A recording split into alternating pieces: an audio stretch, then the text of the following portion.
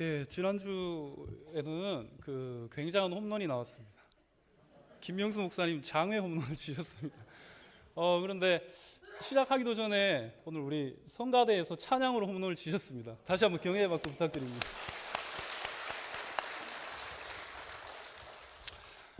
예, 2번 타자 조용광입니다. 저는 커리어도 약합니다. 그리고 제 뒤에 홈런 타자들이 천지 빽깔입니다. 그래서 저는 은혜 아니면 설 수가 없어요, 여러분. 그런데 야구에서 2번 타자의 역할이 있습니다. 굉장히 중요한 역할입니다. 2번이 없으면 3번과 연결이 안 됩니다. 그리고 공식적으로 2번은 감독의 작전을 가장 민첩하게 센스 있게 수행하는 사람이 2번 타자입니다.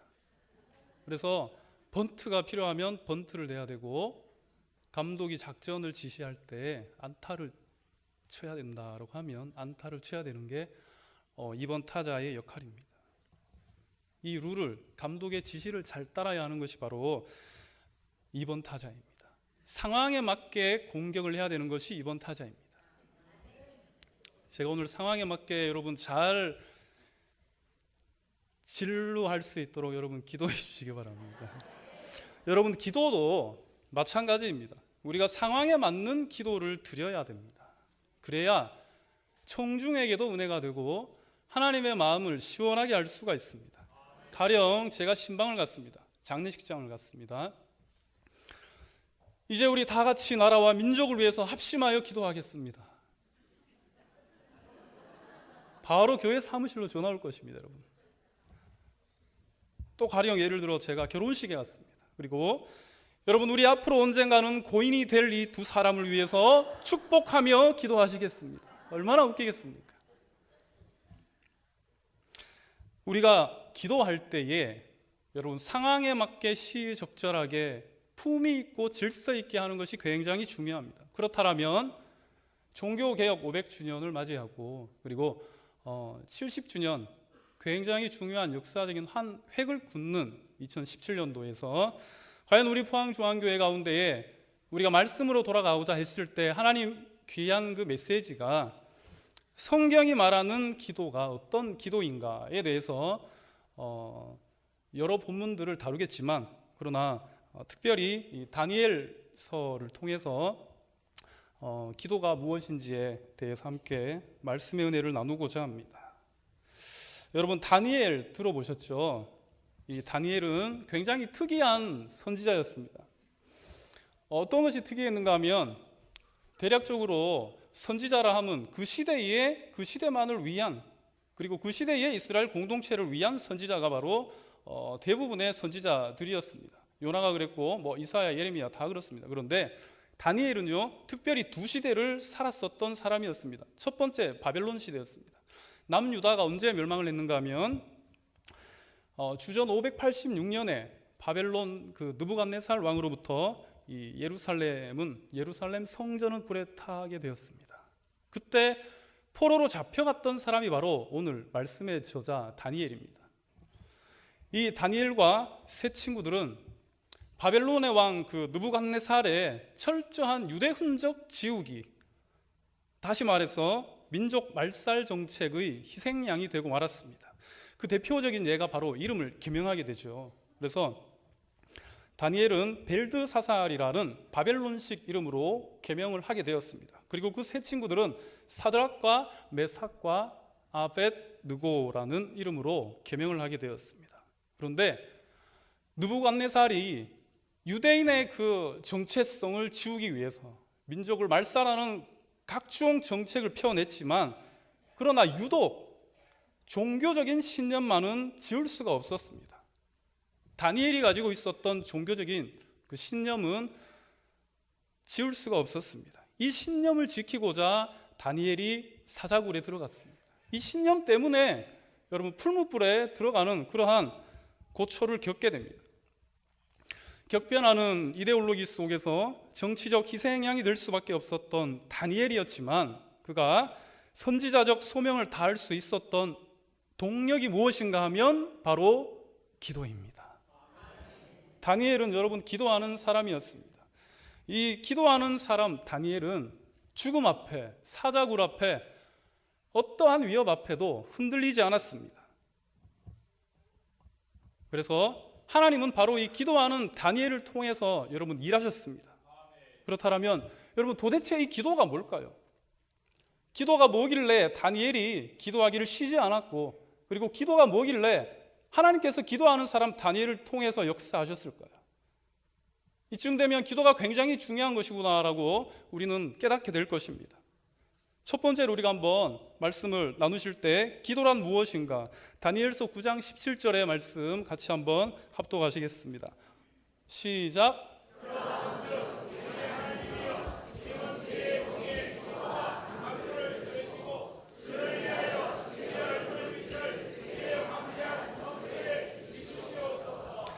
아멘. 예, 그러하온즉 우리 하나님이여, 지금 주의 종의 기도와 간구라고 나오죠, 그죠? 여기에서 기도라는 이 단어, 이것을 원어로 테필라라고 합니다. 들어보셨을 것입니다. 기도를 히브리어로 테필라라고 하는데 그 의미가 중요합니다. 의미는 중재한다. 그리고 조금 더 쉽게 설명을 하면 A와 B 사이에 내가 들어간다, 사이에 끼어 들어간다라는 의미가 있습니다. 그리고 다시 조금 더 부연 설명을 하자면 B에게 A를 중보한다라는 의미가 있습니다. 깜짝이야. 예, 다니엘서뿐만 아니라 이 테필라라는 단어는 구약에 여러분 빈번하게 사용되고 있는 말입니다. 그런데 테필라가 과연 어떤 의미가 있을까? 중재한다라는데 무엇을 중재한다라는 걸까? 그 A와 B 사이에 들어가서 과연 어떻게 기도를 한다는 것일까? 이것이 바로 기도의 어원이 될 것입니다. 구약의 기도의 어원은 다분히 여러분 제의적인 예배를 기반으로 하고 있습니다. 구약 레위기에 보면 5가지의 제사가 나옵니다. 그 예배의 모든 절차마다 하나님과 이스라엘 백성, 하나님과 그 이스라엘 백성, 이스라엘 공동체 사이를 중재하는 역할, 그것을 감당하는 사람이 있었는데 그것이 바로 대제사장이라고 하는 직분을 가진 레위 사람이었습니다.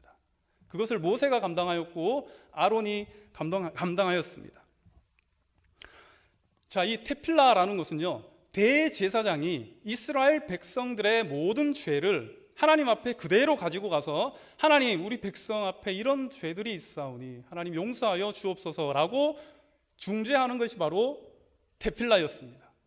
그것을 감당했었던 사람이 바로 대제사장이었습니다.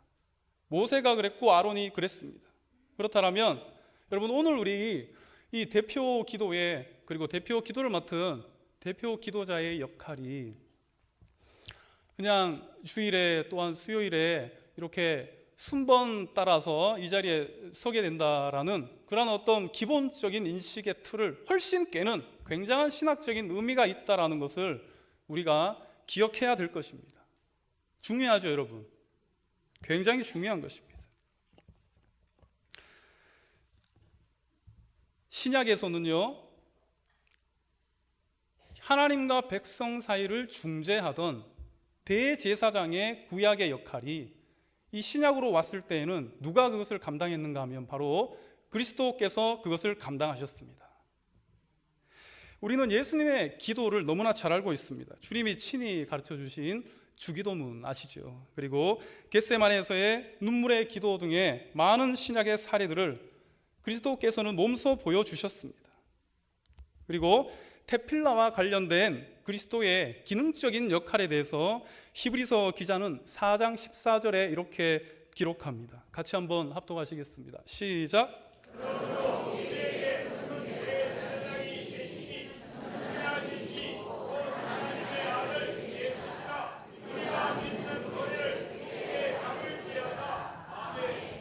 예, 히브리서 기자는 그리스도의 정체성을 바로 뭐라고 합니까?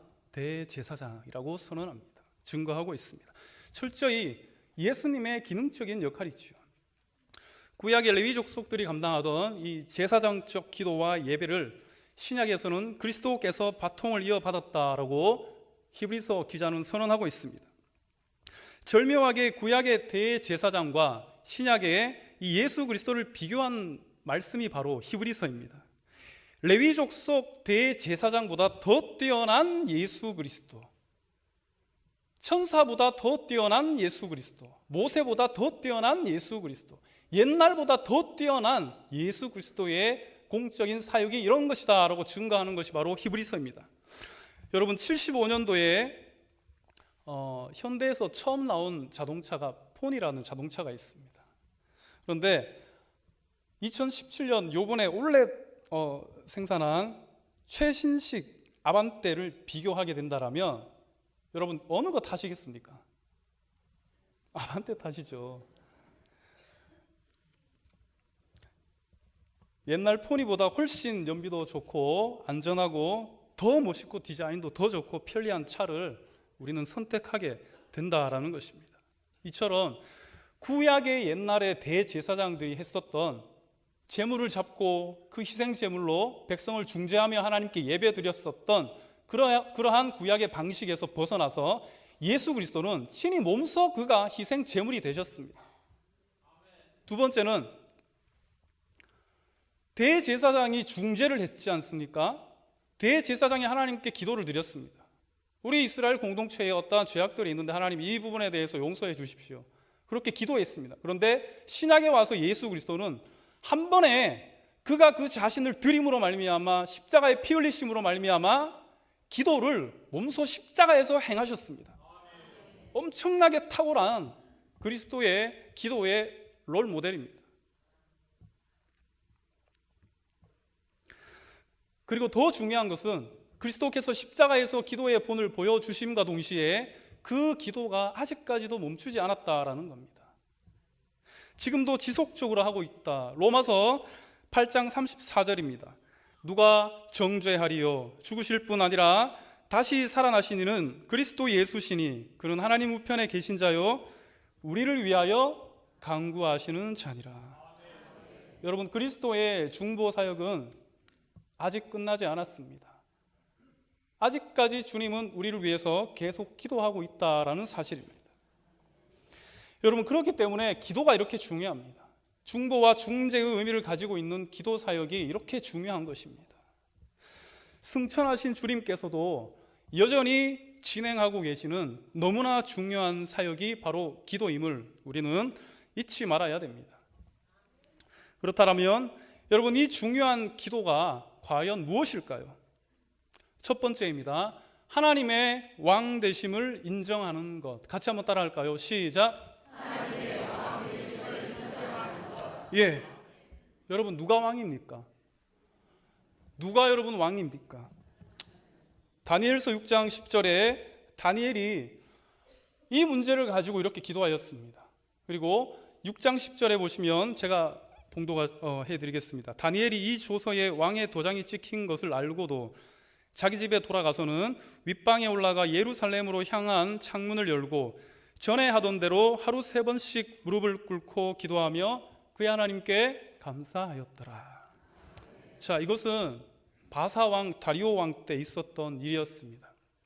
이제 70년의 바벨론의 시대가 끝났습니다. 그리고 바사 왕, 메대 왕, 다시 말해 페르시아의 다리오 왕이 바벨론을 치리하던 그때에 정권이 바뀌었습니다.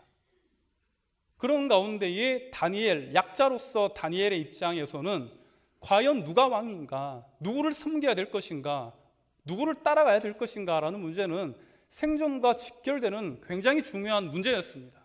바벨론의 느부갓네살이 통치할 때에 다니엘은 신념을 지키고자 사자굴로 풀무풀로 던져지게 되었습니다. 그리고 다리오 왕 때의 이 귀한 일 가운데에 여러분, 다리오가 찍어버린 이 왕의 도장이 찍힌 금령을 과연 어기면서까지 그가 매사의 습관대로 늘 하던 대로 하루 3번씩 예루살렘 성전을 향해서 창문을 열고 3번씩 무릎 꿇고 기도를 해야만 했을까요? 왜 여러분 이 다니엘이 목숨을 걸고 이렇게 기도를 할 수밖에 없었을까요? 그것은 바로 왕이 누군가에 대한 문제, 도대체 왕이 누군가에 대한 문제, 이 문제 때문에 다니엘은 하나님 앞에 무릎을 꿇을 수밖에 없었습니다. 그가 어찌 부정하며 금으로 만든 신상 앞에 절을 할 수가 있겠습니까? 이게 바로 다니엘의 신앙이었습니다. 주님, 나는 주님의 종입니다. 주님이 다스리는 백성입니다. 그런데 어찌 내가 금으로 만든 이방 신상 앞에 엎드려 절할 수 있겠습니까? 우리 민족은 일제강점기와 그리고 6.25 한국전쟁을 지나면서 굉장한 믿음의 선조들이 순교의 피를 흘리게 되었습니다. 공산주의라는 신념 앞에 십자가의 믿음을 지키고자 셀 수 없는 그리스도인들이 피를 흘렸습니다. 왜 그랬습니까, 여러분? 바로 다니엘처럼 우리의 정체성은 바로 그리스도를 믿는 그리스도인이기 때문입니다. 여러분, 이런 맥락 안에서 기도라는 것은 하나님의 통치를 받는 주님의 백성들이 상황이 어떻든 간에 내 삶의 주인은 하나님이십니다라는 내 삶의 주권, 그것이 바로 주인 되신 하나님이시다라는 것을 인정하는 것에서부터 여러분 기도가 시작된다라는 겁니다. 다니엘은 이 여호와 하나님, 주님이 내 하나님입니다. 주님이 나의 왕이십니다. 주님이 우리 민족의, 우리 교회의, 우리 공동체의 주인 되십니다라는 것을 다니엘은 잊지 않았습니다. 여러분, 하나님께서 우리의 왕인 줄로 믿습니다. 그렇기 때문에 이 다니엘이 왕의 도장이 찍힌 것을 알고도 자기 집 윗방에 오늘 말씀에 굉장히 디테일하게 설명을 해놓았습니다. 뻔히 누구나 보이는 곳에 창문까지 활짝 열어놓고 마치 볼 테면 봐라, 내 주인은 느부갓네살이 아니라 바로 하나님이시다. 그리고 전에 하던 대로 하루 3번씩 무릎 꿇고 기도하며 하나님께 감사하였더라라고 고백합니다. 여러분, 기도의 가장 기초는, 가장 기본은 하나님이 나의 왕이십니다라는 이 고백부터 시작하는 줄로 믿습니다. 이것이 바로 기본입니다. 이것이 바로 기초입니다. 여러분, 기초가 무너지면 모든 질서가 무너집니다. 기도가 무너지고 예배가 무너지고 이 교회의 모든 질서가 무너지게 됩니다. 그렇다면 기도는 또한 어떤 의미가 있을까요? 기도라는 것은 두 번째로 같이 따라 하시겠습니다. 내 안의 질서를 바로 잡아가는 것. 다니엘서 9장 18절 같이 한번 합독하시겠습니다. 시작.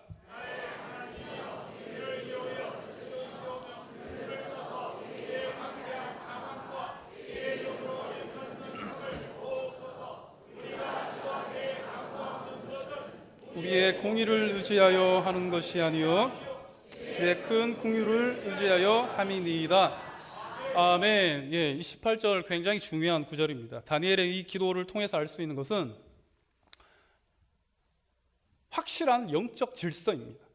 확실한 영적인 위계 질서입니다.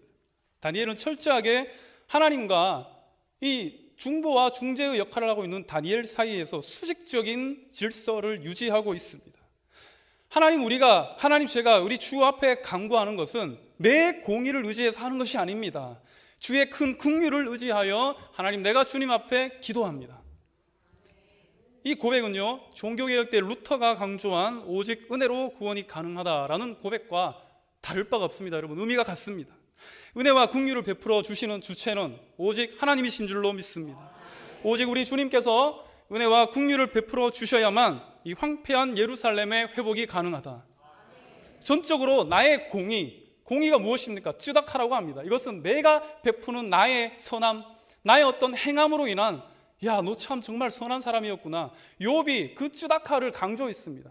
하나님, 내가 무엇을 잘못했길래 내게 이런 시련을 줄 수 있습니까? 나는 성문 앞에서 지나가는 거린 이 사회에 불우한 사람들, 약자들을 위해서 나의 모든 것을 줬었던 사람이었습니다 라는 자기의 공의를 내세웠던 사람이 바로 욥이었습니다. 이것이 바로 쯔다카입니다. 그런데 오늘 성경은 내 공의로 하나님의 은혜를 받는 것이 아니라고 철저하게 이야기하고 있습니다. 여러분, 우리 교회는 창립 70주년을 맞이하게 되었습니다. 우리의 공로와 나의 선함과 어떠한 나의 헌금으로 70년의 이 역사를 써내려갔다라고 생각한다면 굉장히 큰 오산입니다, 여러분. 우리가 내가 어떻게 이 교회를 세웠는데, 나와 우리 구역이, 우리 가정이 어떻게 이 교회를 세웠는데 라는 말처럼 어리석은 말이 없습니다. 내 공의로 여러분 교회를 세우는 것이 아닙니다. 나의 헌금으로 건물의 벽돌은 살 수 있겠지만 주의 몸된 이 교회를 세울 수는 없습니다. 우리 교회는 다행히 이런 영적인 교만이 없는 교회인 줄로 믿습니다.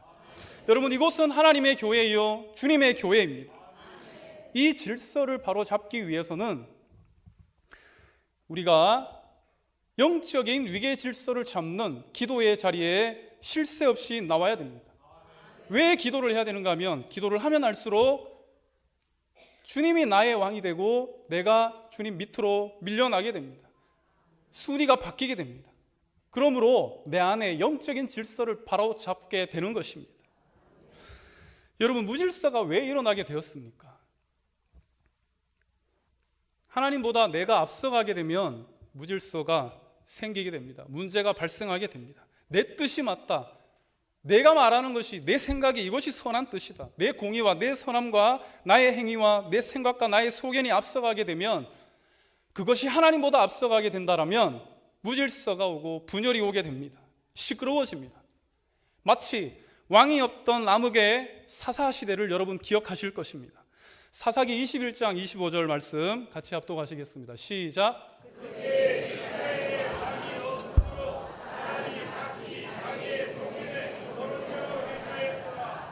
아멘. 왕이 없던 시대 백성들은 각각 자기의 소견에 오르는 대로 그저 내가 행해왔었던 경험과 내 이성과 내 지식과 내가 가지고 있는 가치관에 따라서 결론적으로 내 멋대로 선택하고 행동하고 살았던 시대가 바로 사사시대였습니다. 성경에서 가장 암흑의 시대가 바로 이 왕이 없었던 사사시대였습니다.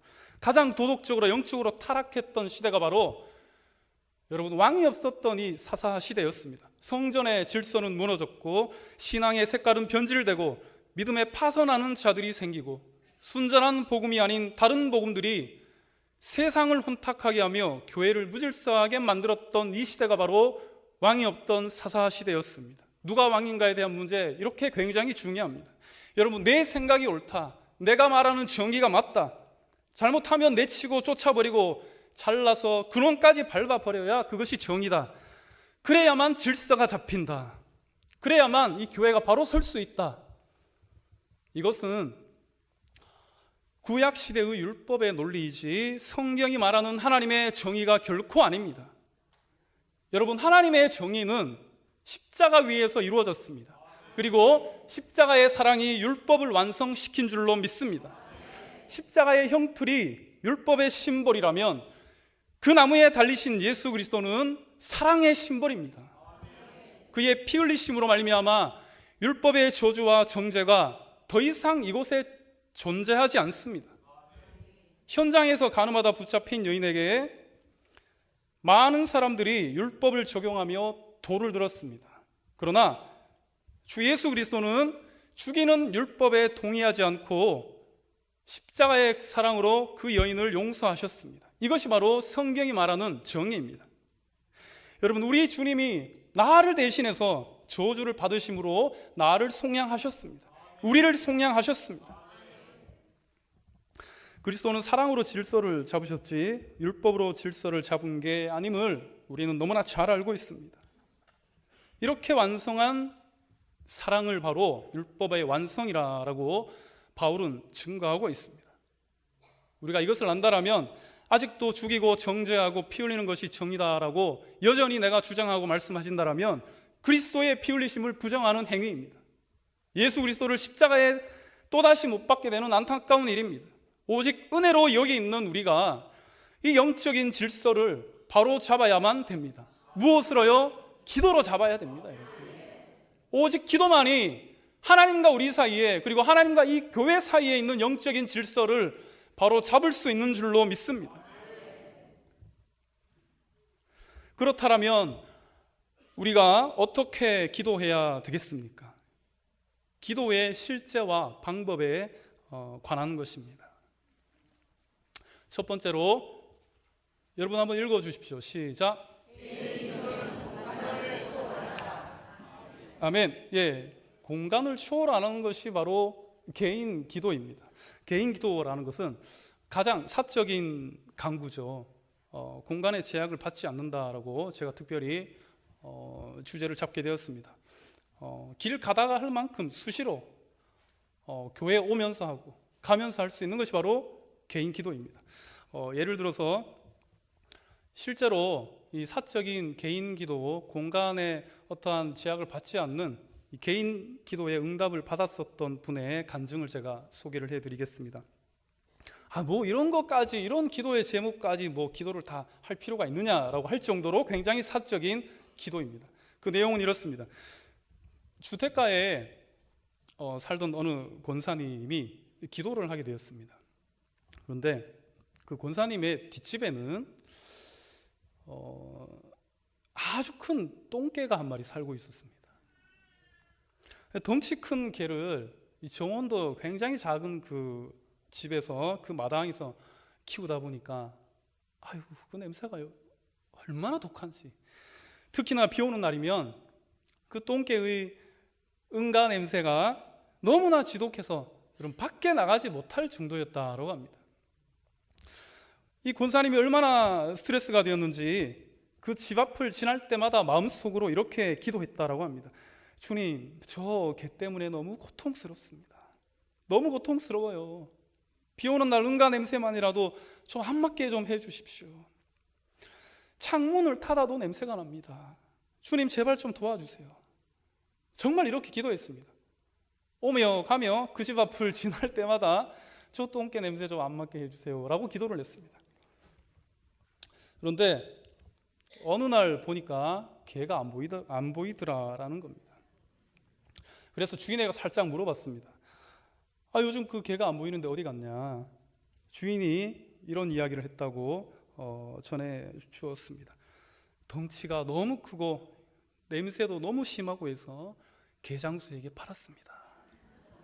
여러분, 그 후에 이 똥개 운명은 상상에 맡기겠습니다. 이것이 바로 여러분 개인 기도입니다. 이 개인 기도는 공간을 초월해서 자유롭게 할 수 있습니다. 그런데 공예배 대표 기도 자리에서는 할 수 없습니다. 가령 공예배 시간에 거룩하신 하나님 아버지, 우리 옆집에 있는 저 똥개 때문에 냄새가 너무 심한데 하나님 저 똥개 좀 어떻게 해주십시오 라고 기도할 수 있겠습니까? 못하죠. 개인 기도의 어떠한 사항들은 공예배에서는 오픈할 수 없는 것입니다. 그렇지만 가령 이러한 개인 기도의 제목을 가지고 내가 구역의 식구들과 아니면 내가 가정에 있는 어떠한 나의 남편과 나의 자식들과 나의 아이들과 함께 이 기도의 제목을 오픈하고 공유하며 중보 기도를 요청할 수 있습니다. 그렇죠? 우리 권사님, 집사님, 우리 똥개 때문에 제가 너무 힘듭니다. 같이 좀 기도 좀 해주세요. 충분히 이야기할 수 있잖아요. 안 그렇습니까? 이것이 바로 중보 기도입니다. 중보 기도에는 힘이 있습니다. 두 번째입니다. 같이 한번 따라 하시기 바랍니다. 시작. 중보 기도는 먼저 공감하라. 네, 아멘. 중보 기도라는 것은 좀 쉽게 접근하면 됩니다, 여러분. 자신이 아닌 타인을 위해서 드리는 기도가 중보 기도입니다. 구역 식구가 뒷집 개 때문에 너무 고통스러워하는데 여러분 기도 좀 해주세요. 중보 기도입니다. 여러분, 저희 첫째 딸아이가 수능을 준비하는데 그런 기도의 제목을 제가 받았습니다. 목사님, 너무 긴장되고 실습이 준비가 안 됩니다. 목사님 기도 좀 부탁드립니다. 이것이 바로 중보 기도입니다. 자, 여러분들도 이런 기도의 제목들, 중보 기도의 부탁 다 받으셨죠? 그죠? 자, 이렇게 기도 부탁을 받았다라면 어떻게 이것을 기도할 것인가? 시간을 정해놓고 화요 중보 기도 때나 아니면 금요일 날 에바다 때 나와서 기도하면 됩니다, 여러분. 맞습니다. 그렇게 하면 됩니다. 그런데 하나 놓쳐서는 안 되는 사항이 있습니다. 서두에 말씀드렸듯이 바로 공감입니다. 공감이 빠진 중보 기도는 별로 효과가 없습니다, 여러분. 공감이란 무엇입니까? 상대방의 생각과 아픔과 처지를 내가 공유하는 것입니다.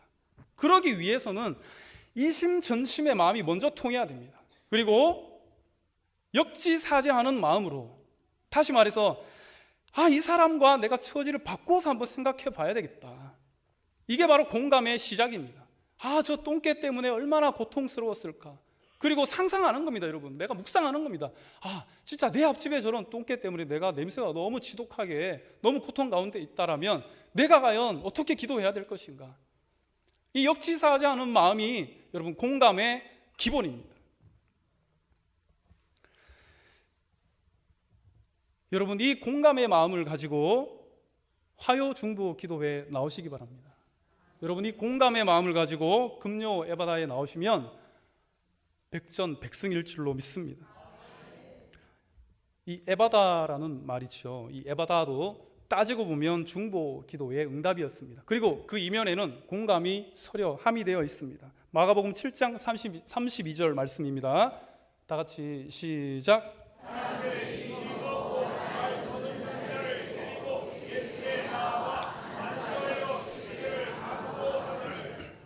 아멘. 예수님은 갈릴리로 내려오시기 전에 저쪽 북쪽에 있는 두로와 시돈 지방에서 사역을 감당하시고, 그리고 다시 갈릴리 호수 그 지방으로 내려오게 되었습니다. 그런데 몇몇 사람들이 마치 기다렸다는 듯이 자기 동네 사람인 귀먹고 말 더듬는 자를 데리고 와서 이렇게 주님 앞에 간청하고 간구합니다. 주님, 이 사람 좀 고쳐 주십시오. 주님, 이 사람 좀 안수해 주십시오. 이게 무엇입니까? 중보 기도입니다. 여기에서 핵심은 공감입니다. 동네 사람들이 귀먹고 말 더듬는 자를 데리고 올 정도로 이 사람의 아픔을 공감했다라는 겁니다. 그 친구들의 믿음을 보고 바로 에바다 풀리고 열리는 기적이 일어났습니다. 복음서에 있는 38년 된 중풍병자도 마찬가지입니다. 여러분, 중보 기도는 공감이 제일 중요합니다. 역지사지하는 마음으로 공감하며 중보하면 그 무엇이라도 에바다 열릴 줄로 믿습니다. 세 번째 대표 기도입니다. 같이 한번 읽어주시기 바랍니다. 시작.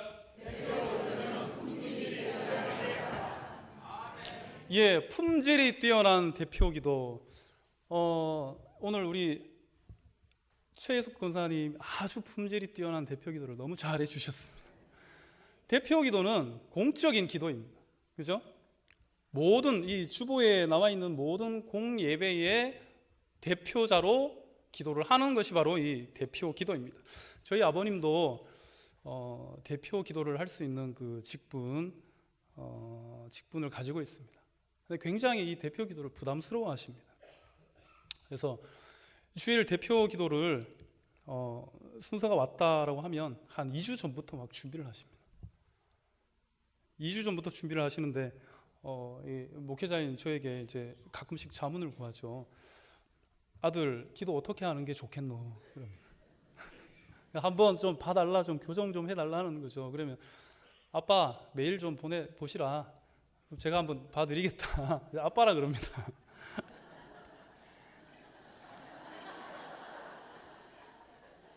저 아빠 됐습니다. 보내주신 메일을 받아보죠. 그리고 열어봤습니다.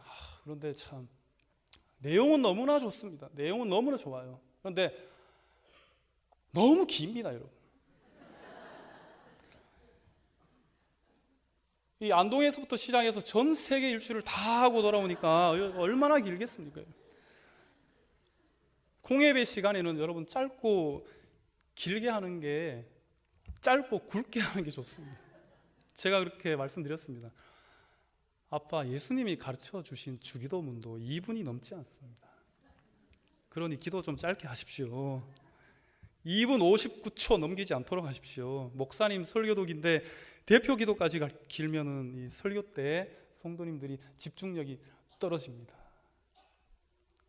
목사님 위에서 장로님이신 아빠가 기도 좀 짧게 해주십시오. 누가 목사님을 돕겠습니까? 장로님이 도우셔야죠. 이 한마디에 교통 정리가 싹 됐습니다, 여러분. 여러분, 대표 기도 절대 어렵지 않습니다. 품질이 뛰어난 기도.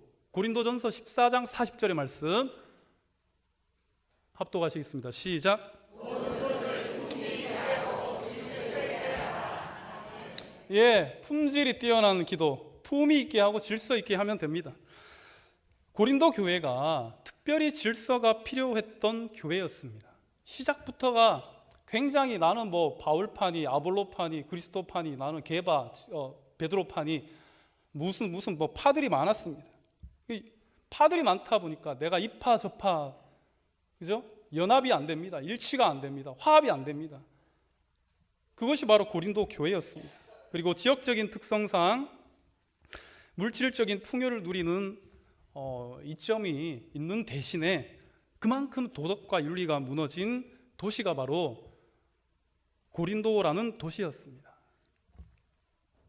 이런 교회에 고린도전서 14장에 특히 방언 기도에 관해서 바울이 언급할 때에 그 주요 핵심은 바로 질서 때문에 방언 좀 자제해라 라는 겁니다. 왜냐하면 공예배에서 질서는 굉장히 중요하기 때문입니다. 교회에서도 질서는 굉장히 중요하기 때문입니다. 바울이 이야기하는 것은 그것입니다. 여러분, 통역이 안 되면 공적 예배에서 방언하지 말아라, 그렇게 권면하는 그러한 상황입니다.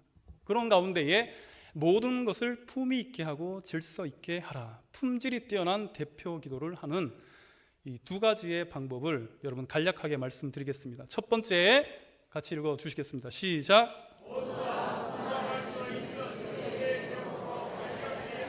네, 품질이 뛰어난 기도 첫 번째, 내가 공감할 수 있는, 모두가 공감할 수 있는, 우리 공동체가 공감할 수 있는 기도의 제목이라야 합니다.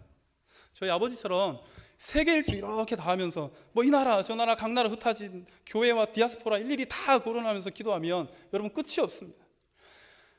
정말 두리뭉실하게 몇 가지 핵심적인 제목을 선택해서 기도하는 것이 좋습니다. 가령 우리 포항중앙교회를 위해서 하나님 이렇게 주님 은혜 내려 주옵소서. 하나님 분단된 이 조국을 위해서 주님 역사하여 주옵소서. 여러분 얼마나 깔끔합니까? 품질 있죠. 우리 교회가 지원하는 해외 선교지를 위해서 하나님 그곳에 복음으로 말미암아 생명이 역사하는, 생명이 구원받는 역사가 일어나게 하여 주옵소서. 그런데 하나님 우리 교회 1성교구 김태훈 목사님부터 2성교구 호성일 목사님부터 3성교구 누구부터 쭉 다 끝나 교회학교에 누구 전도사님 누구 부장님 그렇게 일일이 다 나열하고 열거할 필요가 없다라는 겁니다. 왜냐하면 시간이 한정되어 있습니다. 이것을 잘 기억하시기 바랍니다. 두 번째입니다.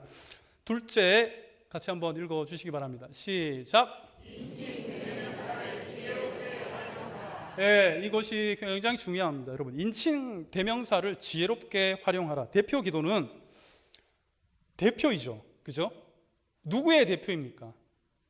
이 교회의 대표로 제가 아까 서두에 말씀드린 대제사장의 중재와 중보의 역할, 테필라죠.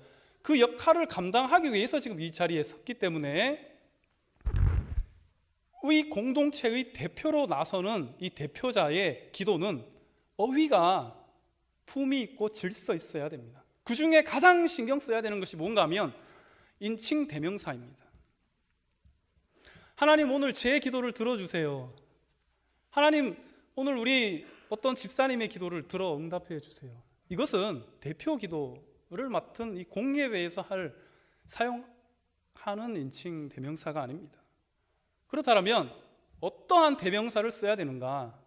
구약 10편, 90편 굉장히 중요한 대표 기도의 모범 사례가 있는 이 하나님의 사람 모세의 기도, 즉 하나님의 사람 모세의 테필라, 이 내용을 한번 우리가 보겠습니다. 공예배 기도 인도자들에게 아주 모범이 되는 이 시편 90편입니다.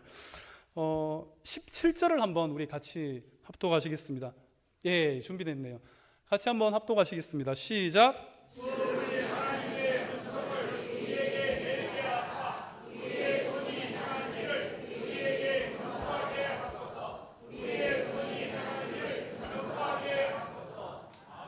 예, 이 짧은 구절 안에 우리라는 대명사가 몇 번 들어갔습니까? 한 번, 두 번, 셋, 넷, 다섯 번.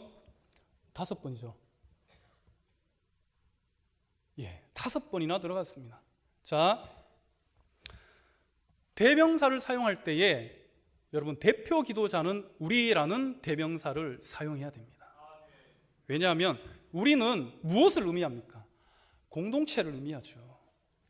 하나의 공동체를 의미합니다. 그것을 바로 우리라고 합니다.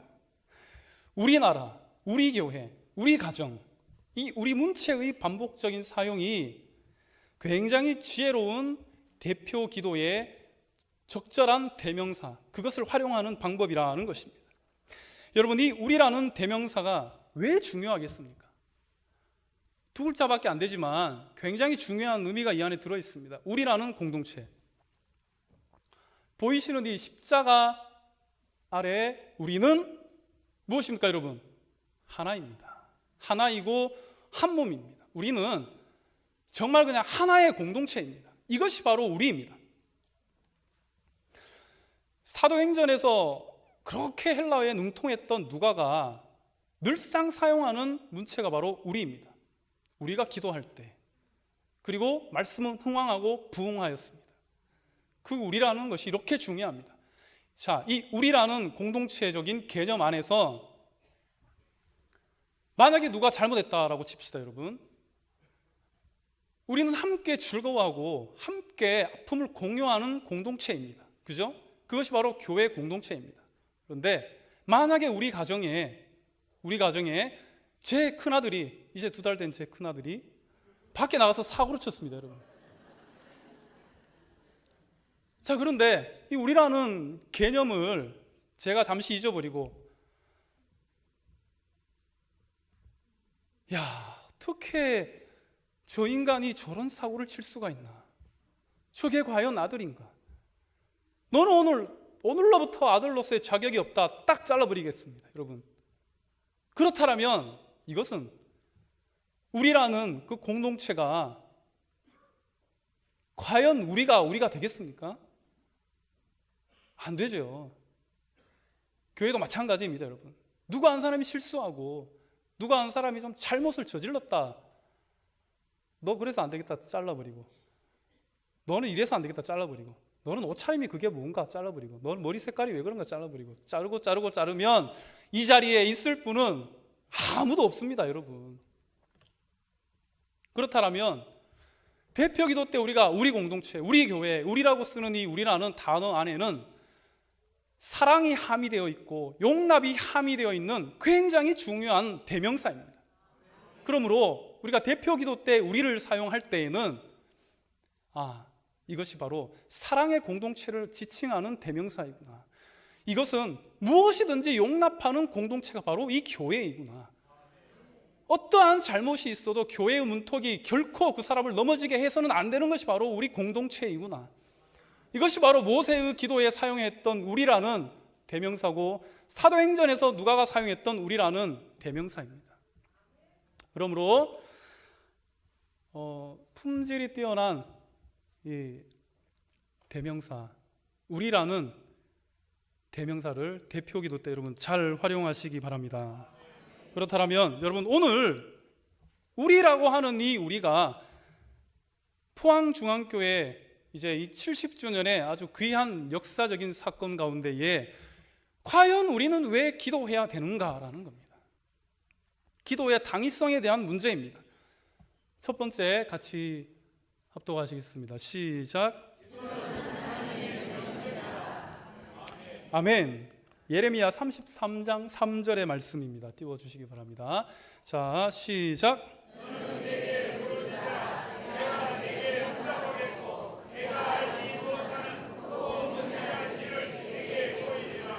아멘.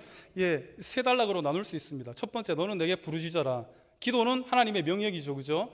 기도는 하나님께서 우리에게 요청하는 것입니다. 그렇기 때문에 예레미야를 통해서, 눈물의 선지자 예레미야를 통해서 하나님은 너는 내게 부르짖어라. 그것이 A입니다. 그리고 두 번째, B가 뭔가 하면 네가 부르짖었을 때에 내가 너에게 응답하겠고, 여기까지가 B입니다. 자, 성립이 되고 있습니다. 너는 내게 부르짖어라. 그리하면 내가 너의 부르짖는 네 기도와 간구에 내가 응답하겠다. 곧 하나님이 내가 액션을 취하겠다. 내가 네 기도에 맞게 내가 행동을 옮겨가겠다, 내가 일어서겠다라는 하나님의 약속입니다. 그리고 마지막 시입니다. 네가 알지 못하는 크고 은밀한 일을 너에게 보일 것이다. 이거 여기까지 나아가야 됩니다. 하나님께서는 왜 이 중요한 기도는 하나님의 명령이다라는 이 주제 아래 예레미야 33장 3절의 말씀을 우리에게 주셨는가 저는 묵상하게 되었습니다. 바로 그냥 응답받는 기도에서 머무르는 사람이 아니라 하나님의 크고 비밀한 은밀한 일을 알 수 있는 그러한 기도의 자리까지 나아가는 우리의 삶이 되기를 간절히 소망합니다. 그렇기 때문에 여러분, 기도는 하나님의 명령입니다. 여러분, 부르짖어야 하나님이 응답하십니다. 그리고 부르짖어야 우리 주 하나님께서 은밀한 일을 보여주실 것입니다. 이 모든 것들은요, 관계성 안에서 이루어집니다. 하나님은 저와 여러분들과의 그 관계, 하나님과 나와의 관계를 통해서 일하시고 그 관계성 안에서 응답하시기를 원하십니다. 사자굴에 있었던 다니엘이 여러분 어떻게 살아날 수가 있었겠습니까? 파선의 위험과 그리고 빌립보 감옥 가운데 갇혀 있었던 바울이 어떻게 자유함을 얻을 수 있었겠습니까? 이 모든 기도의 응답 가운데에는 여러분, 관계가 굉장히 중요한 핵심으로 작용되고 있습니다. 왜냐하면 하나님은 기도자와의 관계를 통해서 응답하시고 일하시고 역사하기 때문입니다. 왜 그러신가 하면 왕 되신 하나님은 우리를 다스리고 통치하시기를 원하시죠. 그죠? 그렇다면 관계가 이렇게 성립이 됩니다. 하나님께서 왕이시면 나는 백성입니다. 그리고 주님이 내 목자라면 나는 그의 기르시는 양입니다. 그리스도께서 우리의 스승이 되셨다라면 나는 주님의 제자입니다. 하나님 내 주인이라면 나는 하나님의 종입니다. 하나님께서 나를 창조하신 창조주라면 우리는 지음받은 피조물입니다. 이 얽히고 설킨 하나님과의 관계 가운데에서 우리가 어떻게 이 관계를 잘 유지할 수 있을 것인가가 굉장히 중요합니다. 그 관계 유지하는 가장 중요한 요소가 여러분 기도입니다. 우리가 기도해야만 이 하나님과의 영적인 관계를 잘 유지할 수가 있습니다. 그렇기 때문에 여러분, 기도하는 사람만이 하나님과의 만남이 어색하지 않습니다. 기도하는 사람만이 하나님의 응답이 전혀 낯설지 않습니다. 기도하는 사람에게 하나님의 기적적인 역사가 전혀 어색하지 않다라는 겁니다.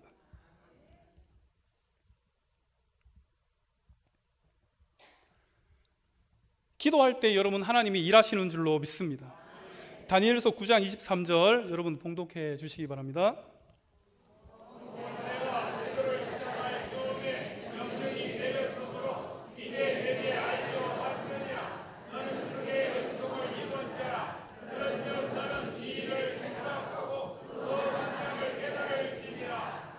아멘.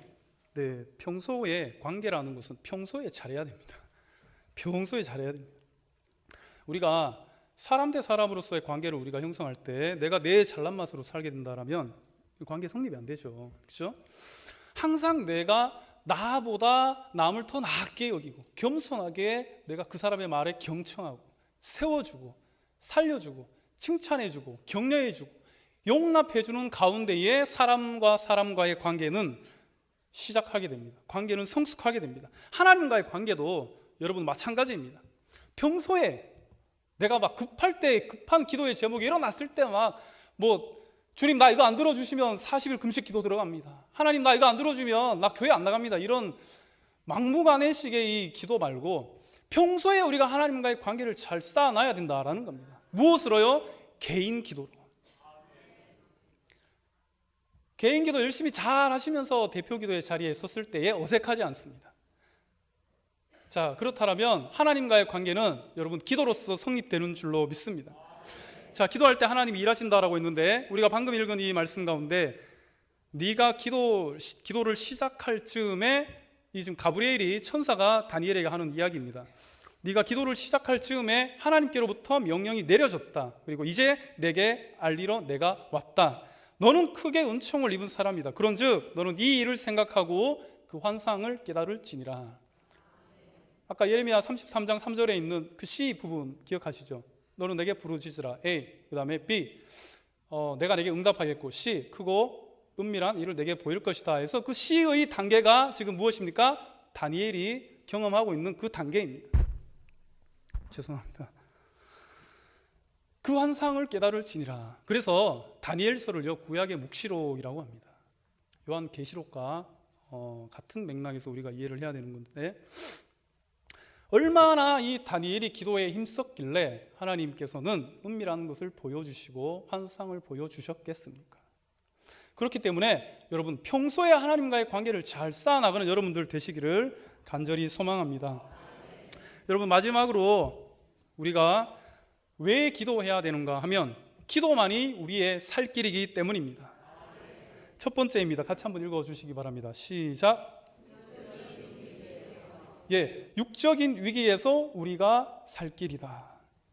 육적인 위기 제가 짧게 말씀드리겠습니다. 다니엘이 풀무불에 들어갔었죠, 그죠? 그것을 육적인 위기로 우리가 이해할 수 있습니다. 다니엘이 사자굴 속에 들어가게 되지 않습니까? 그것을 영적인 위기로 보기보단 우리는 육적인 위기로 볼 수 있습니다. 왜냐하면 지금 당장 내 육체와 내 육신에 어떠한 위해와 어떠한 공격적인 요소가 있기 때문에, 지금 당장 내 생명이 위태롭기 때문에 그것은 육적인 위기라고 우리가 표현할 수 있는 것입니다. 그런데 그 육적인 위기에서 우리가 살아갈 수 있는 방법, 육적인 위기에서 다니엘이 살아날 수밖에 없었던 방법, 그리고 수많은 육적인 위기를 겪었었던 바울이 살 수 있었던 그 방법은 바로 하나님과의 관계성 안에서 했었던 기도 때문이었습니다. 사도행전 27장 22절에 바울이 이런 고백을 합니다. 내가 너희를 권하노니 이제는 안심하라. 너희 중에 아무도 생명에는 아무런 손상이 없겠고 오직 배뿐일 것이다 라는 이 말씀이 있습니다. 이제는 안심하라. 생명에 손상이 없을 것이다. 우리가 이 상황 가운데 하나 기억해야 될 점이 있습니다. 기도와 육적인 이 위기 사이에 단순히 바울이 내가 기도함으로 말미암아 빌립보 감옥의 옥문이 열렸다, 단순히 다니엘이 기도함으로 말미암아 사자굴에서 건짐받았다, 사자의 입을 막아버리셨다, 단순히 기도함으로 풀무불에서 건져받았다라고 이해한다면, 기도는 단순히 우리가 기적을 일으키는 그러한 어떤 무기나 도구쯤으로 생각할 수 있을 것입니다. 그러나 그렇게 생각하면 여러분 오산입니다. 필요할 때마다, 내가 기도할 때마다 하나님께서 슈퍼맨처럼 나타나서 나를 건져주고 구원해주고 하는 것이 바로 기도가 아니라는 겁니다. 여러분, 기도하는 사람이기 때문에 기적이 일어나는 줄로 믿습니다.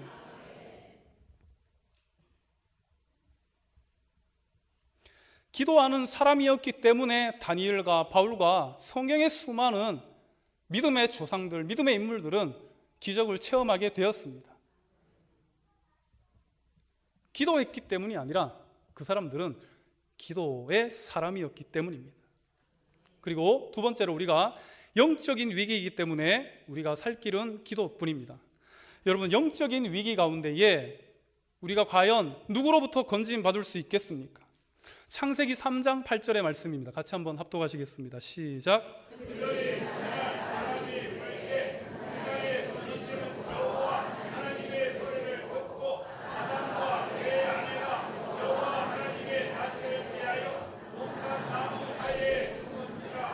아멘. 영적인 위기라고 하는 것은 구체적으로 이야기를 드리면 관계의 단절입니다. 이것을 가지고 영적인 위기라고 합니다. 더 이상의 순종도 없습니다. 더 이상의 하나님과의 소통이 없습니다. 아담과 하와가 둘 사이의 관계에 치중하다 보니까 창조주 하나님과의 관계를 소홀하게 되었습니다. 선악과 열매까지 서로 나누어 먹을 정도로 굉장히 친밀한 관계였지만, 그러나 정작 하나님과의 관계는 등한시 여기게 되었습니다. 여러분, 하나님과의 관계가 소홀하게 되니까 어떻게 됐습니까? 불순종으로 이어집니다. 그리고 영적인 최대의 위기를 맞게 되었습니다. 죄는 곧 불순종이고, 불순종은 곧 관계의 단절입니다. 불통입니다. 그리고 그것은 곧 우리가 영적인 위기라고 할 수 있습니다. 곧 영적인 위기 가운데에 영적인 무감각한 그리스도인을 죽은 그리스도인이라 정의를 내릴 수가 있는 것입니다. 여러분 어떻습니까? 영적인 위기 가운데에 빠져 있지는 않습니까? 그리고 영적인 무감각 가운데에 내가 빠져 있지는 않습니까? 여러분, 이 시대에 호흡하고 깨어있는, 참으로 살아있는 그리스도인이 되기 위해서는 기도 외에는 답이 없는 줄로 믿습니다. 사랑하는 성도 여러분, 우리가 깨어나야 될 것입니다. 기도로 여러분 일어나야 될 것입니다. 로마서 13장 11절에서 12절 말씀 우리 같이 합독하시겠습니다. 시작. 또한 너희가 이 시기를 알거니와 자다가 깰 때가 벌써 되었으니 이는 이제 우리의 구원이 처음 믿을 때보다 가까웠으니 밤이 깊고 낮이 가까웠으니 그러므로 우리가 어둠의 일을 벗고 빛의 갑옷을 입자. 아멘. 더 이상 설명이 필요 없는 구절입니다. 성도 여러분, 자다가 깰 때가 벌써 되었습니다. 여러분, 우리가 어둠의 일을 더 이상 벗어버리고 빛의 갑옷을 입는 여러분들이 되시기를 간절히 소망합니다. 어둠과 흑암과 혼돈의 깊은 영적인 잠에서 깰 때가 되었습니다. 우리가 참 의미 없는 어둠의 일에 끌려다니면서 우리 이 아까운 인생과 에너지를 낭비할 만한 시간이 없습니다. 왜냐하면 구원의 때가 가까웠기 때문입니다. 하나님은 지금도 기도하는 사람을 찾고 있습니다. 영적인 잠에서 깨어 여러분 어둠의 일을 벗어버리십시오. 그리고 기도로 빛의 갑옷을 입으시기 바랍니다. 그래야 영이 살고 우리의 육신이 살며 우리의 교회가 사는 줄로 믿습니다. 이제 말씀을 마무리하겠습니다. 에베소서 5장 14절에 그러므로 이르시기를 잠자는 자여 깨어서 죽은 자들 가운데에서 일어나라. 그리스도께서 너에게 비추이실 것이다.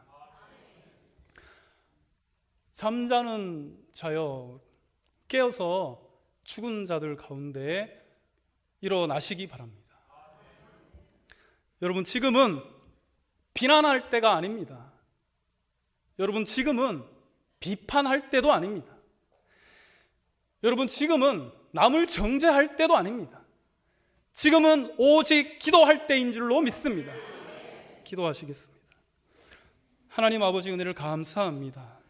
우리의 영이 잠들지 않도록 주님 깨어있게 하여 주시고 늘 기도와 참으로 간구로 하나님과 친밀한 관계 잘 유지할 수 있는 그러한 빛의 자녀들이 될 수 있도록 주님 축복하여 주시옵소서. 감사드리며 살아계신 우리 주 예수님의 이름으로 간절히 기도하옵나이다. 아멘.